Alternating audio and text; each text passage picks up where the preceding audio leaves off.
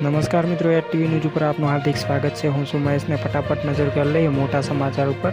7 વીઘાનો પાક બગડી જતા ખેડૂતો પાથરા સળગાવી દીધા વિડીયો સામે આવી રહ્યો છે। ત્યારે વાત કરવામાં તો કમોસમી વરસાદમાં થયેલા નુકસાનની વાત સરકાર સુધી વાત પહોંચાડવાનો સૌનો ખેડૂતનો પ્રયાસ। ત્યારે વાત કરવામાં આવે તો અમરેલી જિલ્લાના સાવરકુંડલા તાલુકાના જાબળ ગામમાં એક ખેડૂતે કમોસમી વરસાદથી પલળી ગયેલા મગફળી પાથરા સળગાવી દીધા હતા। ત્યારે વાત કરવામાં તો આ ઘટનાનો વિડીયો સોશિયલ મીડિયા પર વાયરલ થઈ રહ્યો છે। ત્યારે જેમાં ખેડૂતોનો રોષ સ્પષ્ટ દેખાઈ રહ્યો છે। ત્યારે વાત કરવામાં આવે તો જાબાળામાં ખેડૂતોનો 7 વીઘાનો પાક બગડી ગયો, ત્યારબાદ સળગાવી દેવામાં આવ્યો। જી હા મિત્રો, મોટા સમાચાર સામે રહેશે। ત્યારે વાત કરવામાં આવે તો જાબાળ ગામના ખેડૂતો મુકેશભાઈની 7 વીઘાની જમીનમાં મગફળીનો પાક તૈયાર હતો। અચાનક આવેલા વરસાદના કારણે મગફળીના પાથરા સંપૂર્ણ રીતે પલળી ગયા હતા, જેનાથી પાકને ભારે નુકસાન થયું હતું। જ્યાં મિત્રો મોટા સમાચાર સામે આવી રહ્યા છે। ત્યારે વાત કરવામાં તો હજી સુધી